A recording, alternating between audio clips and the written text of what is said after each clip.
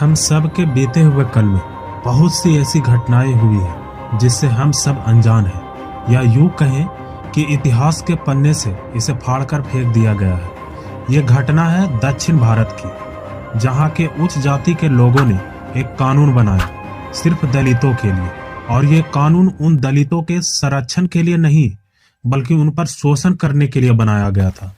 आजादी के पहले उच्च वर्ग के द्वारा बहुत से ऐसे कानून बनाए गए जिसमें समाज के एक बड़े हिस्से को कुचलने का काम करती थी।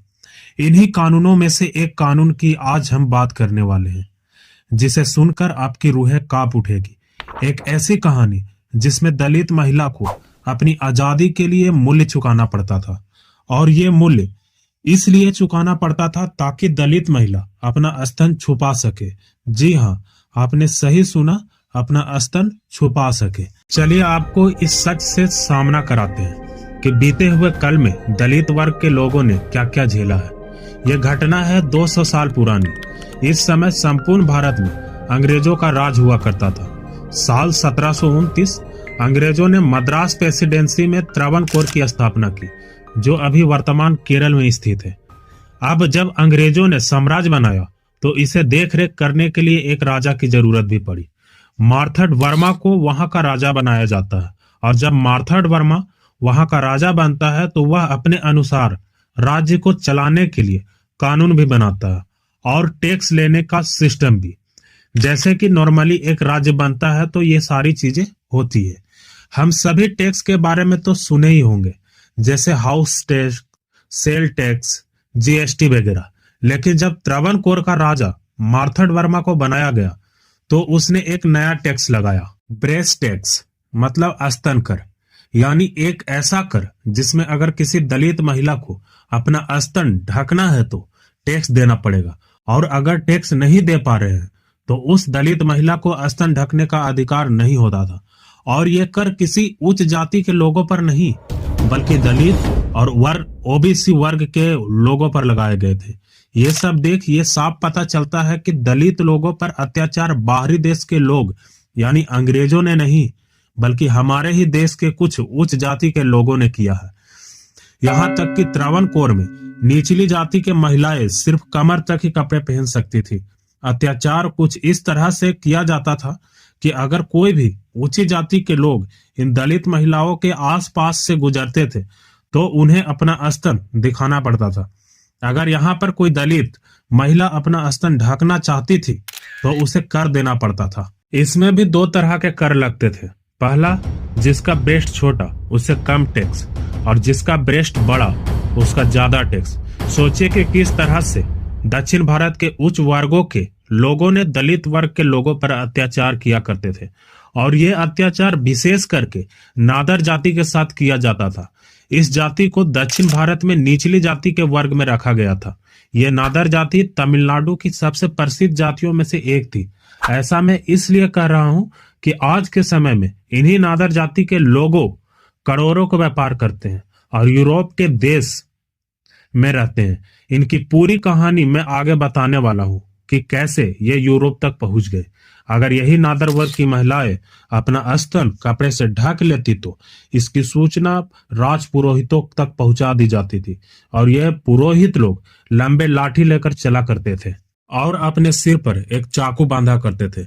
अगर कोई भी नादर वर्ग की महिलाएं इस कानून का विरोध करती थी तो ये पुरोहित इन्हीं चाकुओं से उनके सारे कपड़े फाड़ दिया करते थे और पेड़ों पर लटका दिया करते थे, ताकि कोई और नादर वर्ग की महिलाएं ये गलती दोबारा ना करे। सोचिए कि किस तरह से इन नादर वर्ग की महिलाओं के साथ अत्याचार होता था, और वो भी इतना घनौना। पर वो कहते हैं ना कि हर कुत्ते का दिन बदलता है, ये तो फिर भी इंसान थे। कोई कब तक अत्याचार सहेगा? कोई ना कोई एक दिन आएगा जो सारी बेड़ियां तोड़कर आगे बढ़ जाएगा। फिर क्या, एक दिन कुछ ऐसा ही होता है। 19वीं शताब्दी की शुरुआत में केरल के चेरथला नाम के गांव में एक नांगेली नाम की एक महिला हुआ करती थी।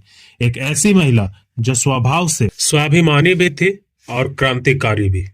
उसने तय कर लिया था कि वह ब्रेस्ट भी ढकेगी और टैक्स भी नहीं देगी, और फिर कुछ ऐसा ही होता है। नांगेली ने ब्रेस्ट भी ढकी और टैक्स भी देने से मना कर दी, और ये बात वहां के राजा के पास पहुंचा दी जाती है। फिर राजा के आदेश पर कुछ अफसर नागेली के घर पहुंच जाते हैं टैक्स वसूलने के लिए। यह सब देख गांव के लोग भी नागेली के घर के पास इकट्ठा हो जाते हैं, यह तमाशा देखने के लिए कि जो अधिकारी वहां पहुंचे थे उन्होंने टैक्स मांगा और कहा इसमें किसी प्रकार की कोई माफी नहीं मिलेगी। नागेली इसका उत्तर देते हुए कहती है कि रुकिए, मैं टैक्स देती हूँ, और ये कहते हुए अपनी झोपड़ी के अंदर चली जाती है। और जब वह बाहर निकलती है तो लोग सक्का बक्का हो जाते हैं, यहाँ तक कि जो अधिकारी टैक्स लेने आए थे वो भी भागने लगे, क्योंकि नागेली ने अपने स्तन काट कर केले के पत्ते में लेकर आई थी। ऐसे में ब्लीडिंग ज्यादा हो जाने के कारण नागेली की मौत हो जाती है। नागेली की मौत के बाद उसका पति भी नागेली की चिता में कूदकर जान दे देता है। ये घटना भारत के इतिहास में मात्र एक पुरुष सती का भी है। हम लोगों ने हमेशा सुन रखा था स्त्री सती के बारे में, पर हमारे इतिहास में एक पुरुष सती भी हो चुका है। इस घटना के बाद ही इस कानून का विद्रोह होना स्टार्ट हो गया। वो कहते हैं ना कि जब तक कोई बलिदान नहीं देता तब तक लोगों की आंखें नहीं खुलते। इसके बाद यह विद्रोह बड़े पैमाने पर होने लगता है। मजबूरन वहां के राजा को यह कानून हटाना पड़ता है, पर यह कहानी यही खत्म नहीं होती है। वो कहते हैं ना कि औरत ही औरत की दुश्मन होती है, कुछ इसी तरह यहाँ भी हुआ। स्तन टैक्स हटते ही उच्च वर्ग की महिलाओं में जेलिसी आ गई।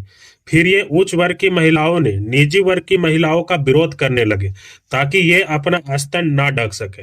यहाँ तक कि रानी अनितंगल ने एक दलित महिला का स्तन भी कटवा दिया। उच्च वर्ग की महिलाएं इस विद्रोह को कुछ इस तरह से फैला रहे थे कि नादर वर्ग की महिलाओं को श्रीलंका भागना पड़ा।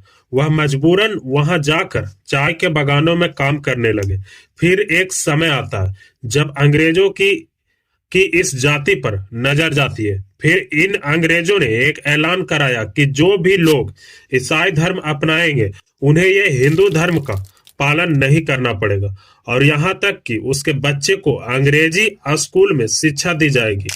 फिर क्या, बहुत से नागर वर्ग के जातियों ने ईसाई धर्म अपना लिया और उनके बच्चे को उस शिक्षा मिली, और आज के समय में ये नादर जाति के लोग बहुत ही सक्सेस है, और बहुत से लोग तो यूरोप के अच्छे अच्छे शहरों में भी रहते हैं।